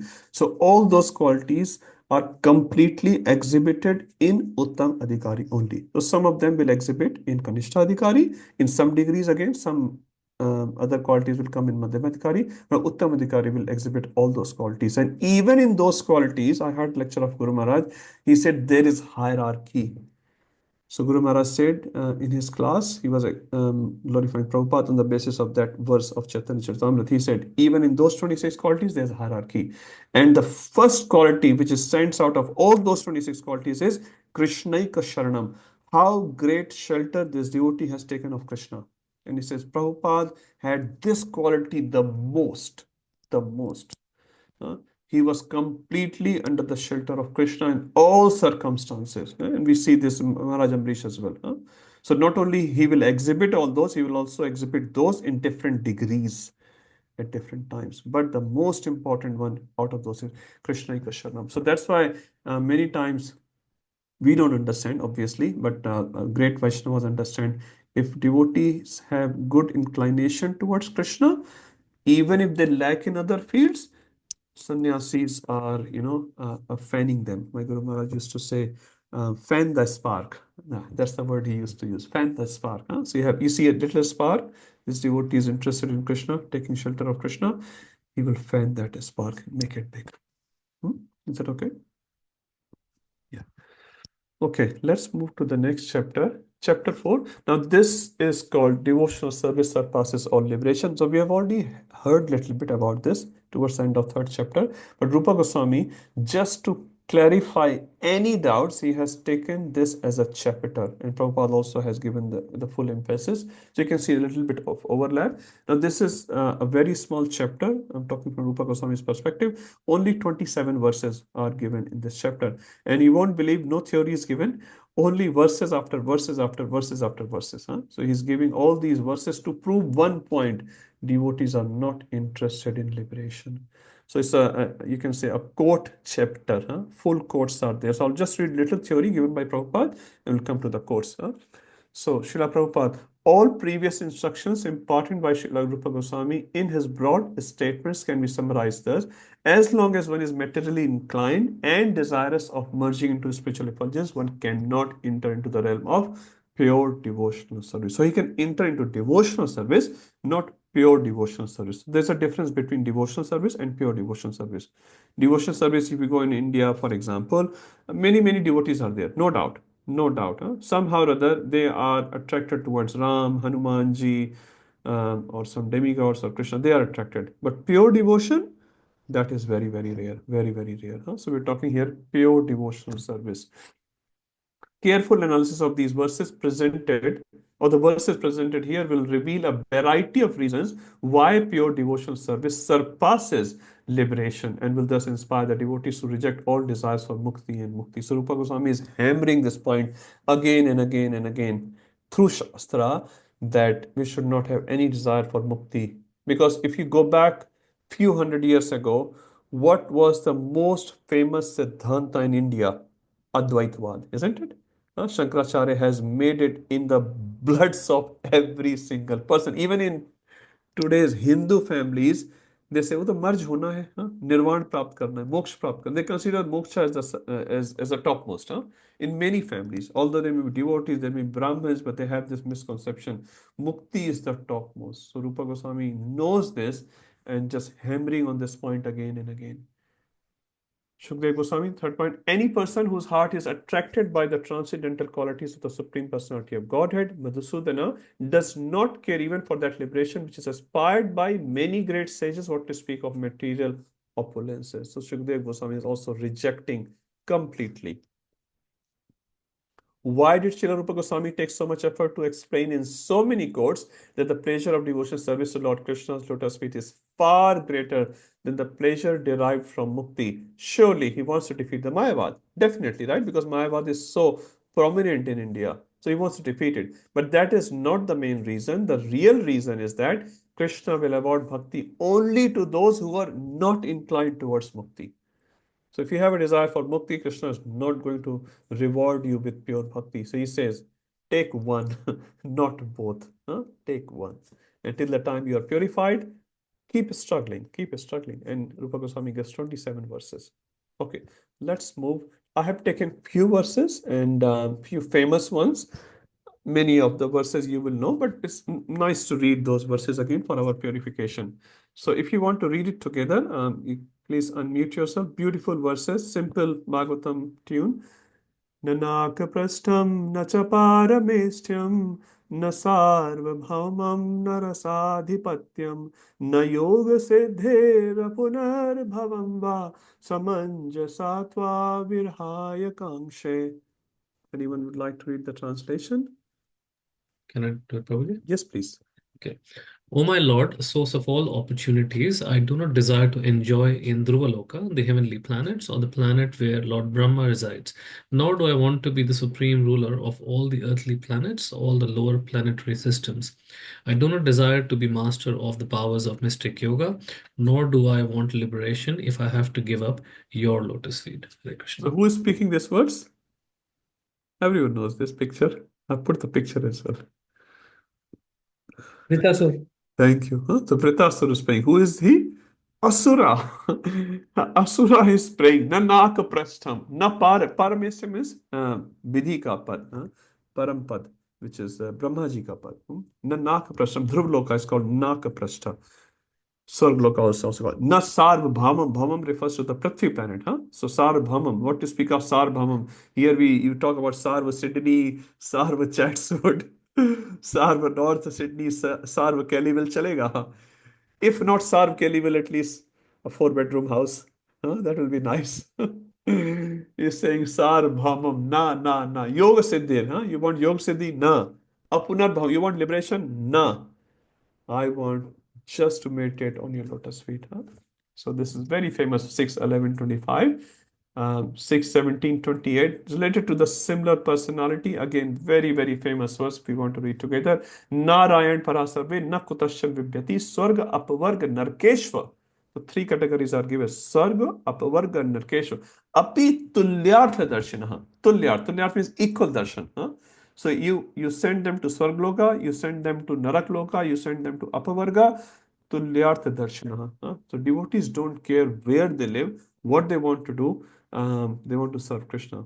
Once I think Tamal Krishna Maharaj was saying, Prabhupada can be preach in hell as well. So Prabhupada said, yes. Prabhupada first says yes, and then he said, you're already preaching. London is worse than hell. So this is in London. Prabhupada saying London is worse than hell. And he said this much cold doesn't even happen in Patal Loka. London, always raining, always cold. Huh? Anyway, the point here is yes, you can preach in Patal Loka. Now, would you like to go? Once Prabhupada disciple, one of the Prabhupada disciples, he was living in Vrindavan. He was a big preacher. He'd done a lot of work. So he thought he will go to Vrindavan and just relax a little bit. Huh? It's just too much. So he was there for a week. So Prabhupada saw him. Prabhupada was happy. He was happy. Next week he was there. Prabhupada looking at him. Third week, Prabhupada is still looking. And Prabhupada said, what are you doing here? you came here for a week or something. You're still staying after a month. Go and preach. And he said, Prabhupada, we're going to preach. And I preach so much. Huh? So Prabhupada said, go to Sri Lanka. Prabhupada, Sri Lanka, very small country. Prabhupada said, okay, go to Pakistan. Then he said, Prabhupada, Sri Lanka hi theek hai. Sri Lanka is all right. At least I'll come back. Huh? And then he went to Sri Lanka and he did a lot of preaching. And Prabhupada was very appreciative of this devotee. And he defeated a big Bodh Dharm Guru there, a big guru from Bodh Sampradaya. And the conversation Prabhupada printed in his book, which he had with this Bodh Guru. Huh? So I always remember this instance. So we talk about big things. He says, no Pakistan, Sri Lanka chalega. So here, the point which I was trying, Swarga, Apvarga, and Narkesh, Apitulyardasa, we don't have that vision. We don't have that vision. Prabhupada went to Naraka for preaching. You know that? He was living in Rasamudra Mandir. He went to New York. This was worse than a hell. He went to Bowery, worse than hell. He went for preaching because he had real compassion. Okay, translation. Who can read? Krishna Vallabha Mata, would you like to read? Prabhu. Devotees solely engaged in the devotional service of the Supreme Personality of Godhead, Narayan, never fear any condition of life.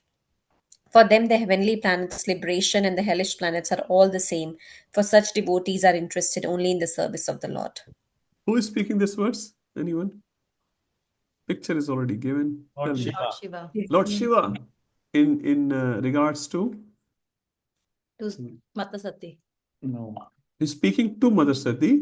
Yeah. What's the context here? No. So Mother Sati It has is when given curse. Chitraketu. Yes, Mata. It Garima is Mataji, when please continue. Chitraketu is coming. It Oh, is when sorry, Sakhi Radhika Chitraketu is Mataji. coming. Yes, Mataji.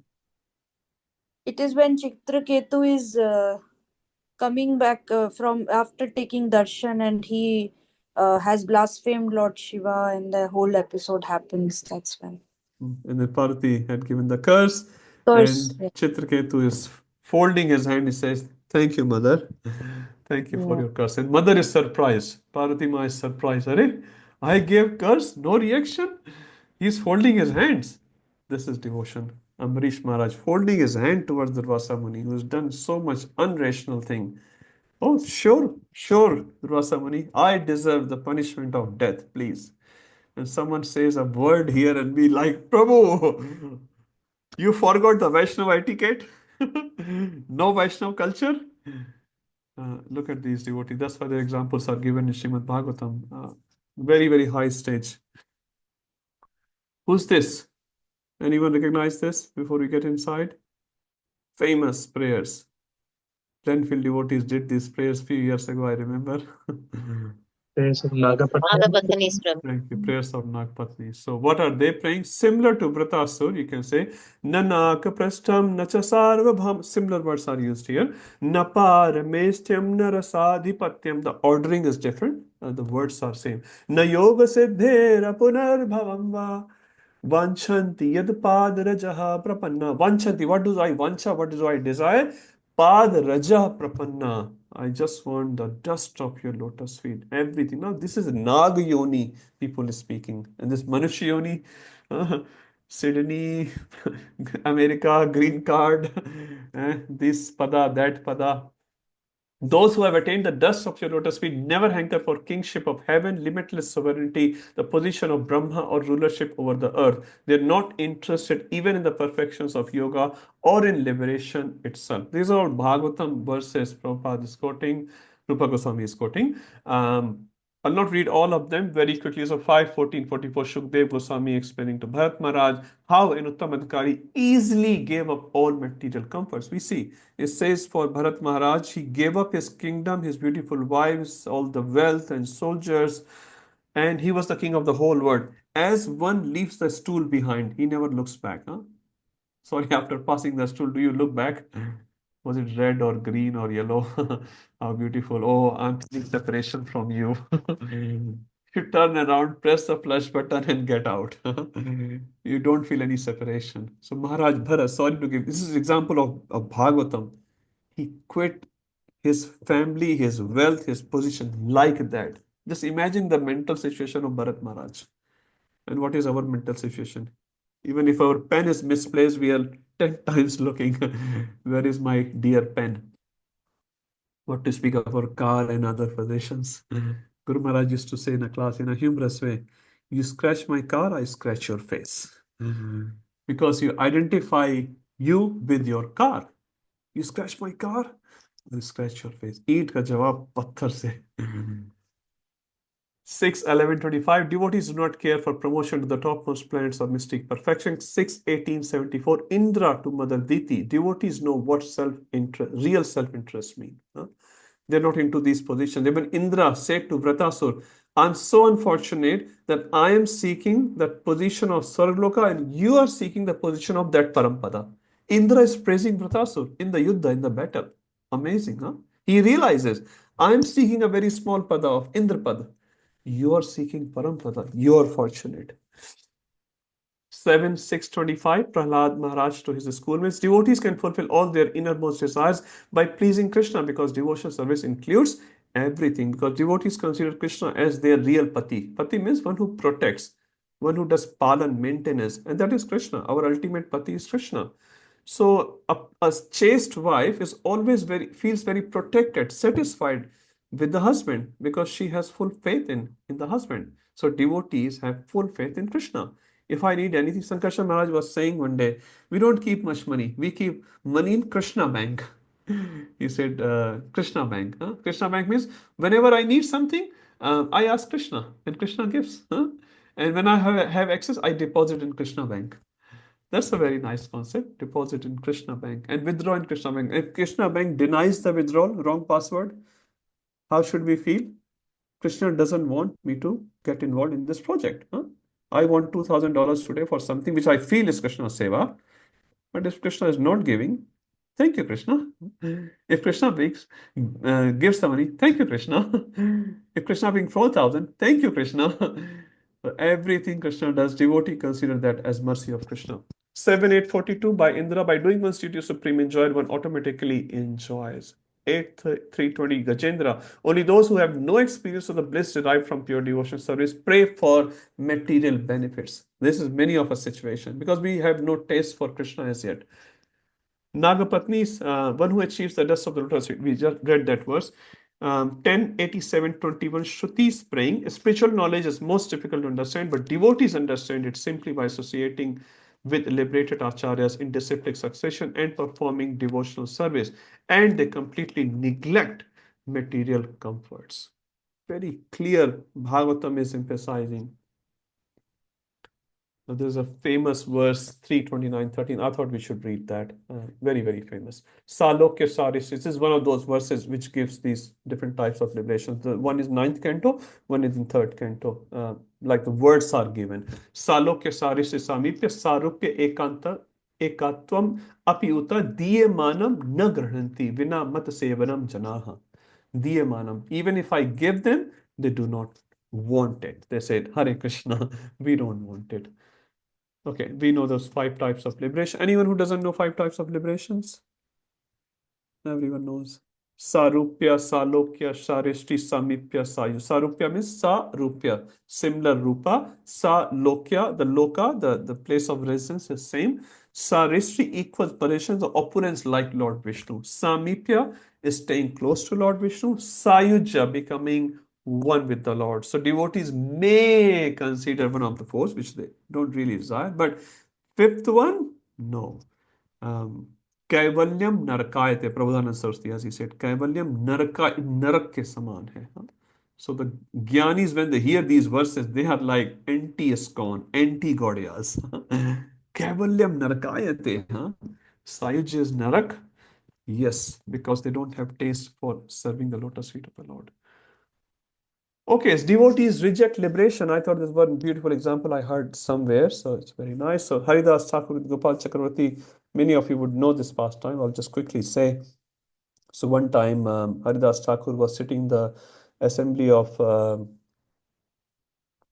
I forgot the name, Govardhan Majumdar. He was sitting in the assembly of Govardhan Majumdar, and he had invited many Brahmins and Vaishnavas to hear the glorification of the Lord. So in the assembly, in a discussion, in a debate between Haridas Thakur and Gopal Chakravarti, Haridas Thakur said, we don't have to aspire for liberation separately. Holy name gives everything, and this is just a byproduct.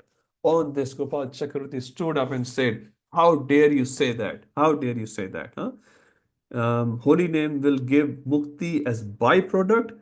If you are wrong, your nose should fall off. He gave a challenge, an open challenge to Haridas Thakur. Haridas Thakur was quite peaceful. He was fully convinced in the Shastric statement. And after a few days, what happened? Gopal Chakravarti Thakur nose started falling off. And then he realized the statement of Haridas Thakur actually was correct and he was wrong because he only made that challenge. And then later on, he asked for forgiveness and his nose came back. The point here is devotees reject liberation on the account of chanting the holy name. Now, we don't realize this when we read Ajamil Upakhyan. We don't realize it. Every day we chant 27,000 names of Krishna. Nothing happens. Ajamil chanted Narayan. It's all right. It's all right. Sometimes we think we are exaggerating, which is actually a Vaishnava Nam Aparad, which we read every day. But at least we should not doubt it. If we don't understand it, that's fine. A kid may not understand what his father is doing, a complex business or something, but he should not doubt on his father. So these scriptures are like our mothers, and Krishna is our father. We should not doubt those statements. And slowly, we will understand these statements once we have gotten rid of all the anarthas in our heart. So this is very famous pastime, very beautiful. Hanumanji, this is Rupa Goswami has got this quote. I'm just putting it down here. Hanumanji is saying, and this verse is quoted in BRS 1-49, I do not desire liberation that cuts the bondage of material life, because in that state of liberation, awareness that you are the master and the servant disappears. Hanumanji is such a great Vaishnava. There are more quotes. Just read the blue part, 4:20-24 by Prathu Maharaj. Devotee want millions of ears and tongues to relish hearing and chanting the glories of Lord. If that is not available after liberation, they don't want the liberation. So So if there's Krishna Katha, if there's no Krishna Katha, I don't want that liberation. 9467, this is conversation between Durvasa Muni and Lord Narayan. My pure devotees do not even care for the 5 kinds of liberation, what to speak of other things. So this matches with the verse of Kapila Muni, which we read in the previous page. 11:20:34, we already read that verse earlier. 11:14:14, again, this is all Udhav Gita. Devotees do not desire even for the post of Brahma or any post of lordship, the 8 siddhis, or even liberation itself. So Bhagavatam is full of these quotes where it's proposing pure devotional service, and only pure devotional service and nothing else, including liberation. Lord Shiva to Sati, this is 12:10:6, Markandeya Rishi Upakhyan. Having attained unflinching faith and devotion to the Supreme Lord, Markandeya Rishi doesn't aspire for anything else. Padma Puran, Damodar Ashtak, I don't want liberation, I only want to see your wonderful pastime. What's the translation here, Sanjay Vyas Prabhu? Varam deva moksham na moksha vadhim va nachanyamra neham vareshadapiha. Then what do you want? Idante vapurnath gopal balam. So this Gopal Bal, Idante vapurnath. Vapu means the tan, the body of Gopal. Sada me manasya virastam kim anne. Sada me manasya. This should reside in my mind constantly. This should reside. Kim anne. I don't want anything else. Narad Pancharata, prayer of loving service and rejection of Salokya, Sarupya, etc. Haya Sheesh Pancharatra, prayer to simply be an eternal servant at the Lord's lotus feet. So Rupa Goswami is basically covering some other pramans as well on top of Bhagavatam if someone has any problem. So he's giving wide variety of quotes. As I said, he's given 27 verses in this chapter just to prove this point. Devotees reject liberation. So if you come across any Mayavadis, and as Amog Leela Prabhu says, Mayavadi, Chayavadi, Ugravadi, and all those categories, you should show them Bhagavatam. You should show them Bhagavatam. This Bhagavatam is clearly propounding pure devotional service to Lord and nothing else. Okay, Rupa Goswami also quotes this famous, because this is for Brahmavadis. If you remember, who is this in the picture? Anyone remembers this? This is Chaitanya Charitamrita, very famous personality, except Sanjay Vyas Prabhu. Sorry. Okay, who can say quickly? We are running out of time. Rasanand Prabhu, Vijay Gopi Mata. Okay, Sarvam Bhattacharya. You remember he was teaching to Chaitanya Mahaprabhu after he came to Jagannath Puri for the very first time. He was teaching Vedanta for 7 days, and Chaitanya Mahaprabhu is just very indifferent. And this teacher is getting mad. What happened to his student? All of you at least are awake. Some are off the camera. Maybe you are sleeping. Some are on the camera sleeping, and I can see that. It's fine. You're all very kind. Udara sarve vaite. So this teacher was getting mad because student is just showing no response at all. No, nothing, not nodding his head. Sometimes, externally we are sleeping and we are nodding head. Sarvam Bhattacharya completely got mad and said, "What's the matter with you? Do you understand anything?" And he said, "The Vedanta Sutra is very, very clear, but your explanation on Vedanta Sutra is like covering the sun with cloud." So Vedanta Sutra is supposed to uncover the cloud, and Mahaprabhu is sort of sarcastically saying like a very bad remark on your teacher. Teacher, okay, you don't understand actually anything. Sorry.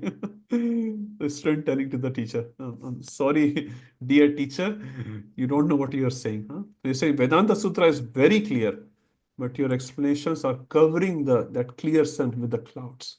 And then he says, okay, you tell me. And then Chaitanya Mahaprabhu explained this verse. This is very famous Atmaram verse. And he gave how many explanations? Anyone remembers of the word Atmaram? 64 explanations to Sarvam Bhattacharya. And later on, when Rai Ramanand asked him, can you please also expand on that? Because those times there was no WhatsApp, no recordings, but he has heard. Chaitanya Mahaprabhu has explained 64 meanings of verse Atmaram. And you know what Chaitanya Mahaprabhu says to Rai Ramananda?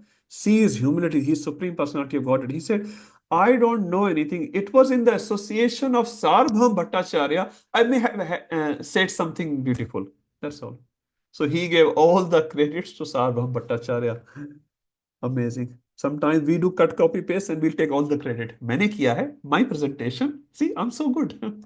And we are cutting, copying, pasting from here and there and there. And he's saying, Sarbham Bhattacharya is such a great soul. In his association, something good may have come out. Huh?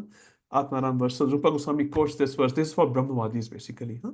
So they are not Mayavadis. They are not offenders of Krishna, but they are Brahmavadis. They are attracted to the Brahman aspect of Krishna. So I'll not read the verse here. Anyone can read who hasn't read today? Prabhu, would you like to read?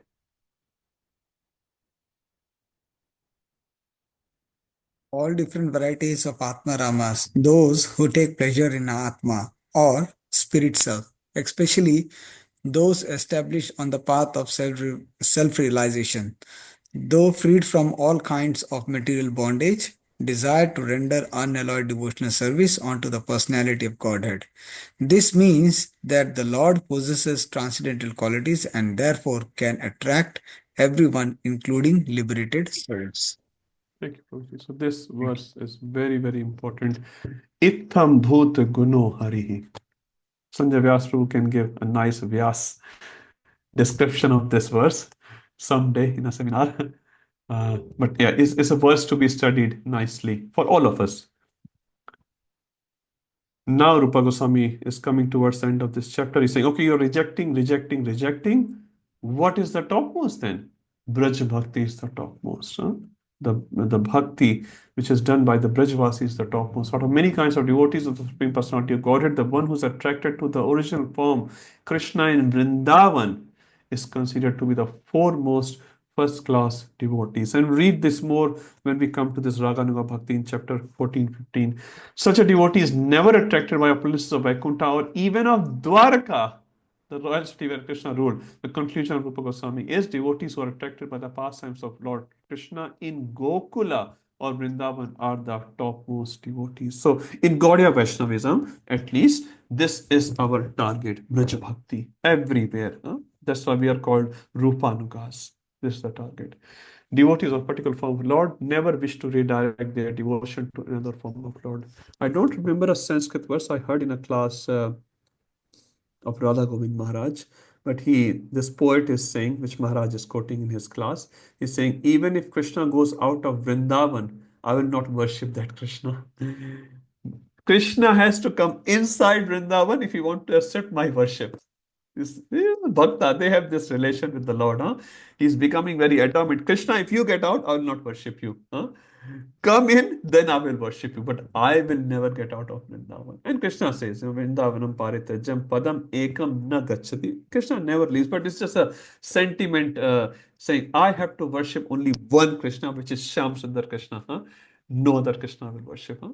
Such a strong emotion towards that. So Bhanu Maharaj was saying in one of his classes, Krishna can also be of different types. Huh? Just from rasa perspective, there can be Dwarka Krishna, Mathura Krishna, Vasudev Krishna, and there is Shyam Sundar Krishna. So in that hierarchy, Shyam Sundar Krishna is the topmost, and we are aspiring for that Radha Shyam Sundar in Vrindavan. Hare Krishna, beautiful. Okay, we'll not read the evidences. Any questions or comments on this chapter? So this chapter is finished here, sort of. Yes, Jai Dharma Prabhu. Sorry, Prabhu, this query I always had when the Markandeya Rishi, when we talk about, I know that pastime where he desires to see the cosmic annihilation, right? Is he the same as the Bala Markandeya, which we hear in some of the stories where he is the son of Markanda about Rishi. to get killed by the Yes. Yamaraj So, and hugs the Shivalinga? And so is it the same? Same. He was a devotee of Lord Shiva first. Later, he became devotee of Lord Vishnu. Lord Shiva actually gave him the devotion because he was so pure, so pure. And because of his purity only, Shiva chastised Yamaraj with his Trishul and said, I said 17 years, I still follow my words, but those 17 years are my 17 years, not yours. Huh? That means Sadashiv Loka. Huh? That's why Markandeya Rishi is one of those Chiranjeevis who outlive Lord Brahma, like Lomash Rishi as well. Same. So his father is Markanda Rishi. Okay. Anyone else? Okay. If no questions or comments, I'll not start the next chapter. It's only 2 minutes to go. Sundar Gopal Prabhu, you have any announcements for us?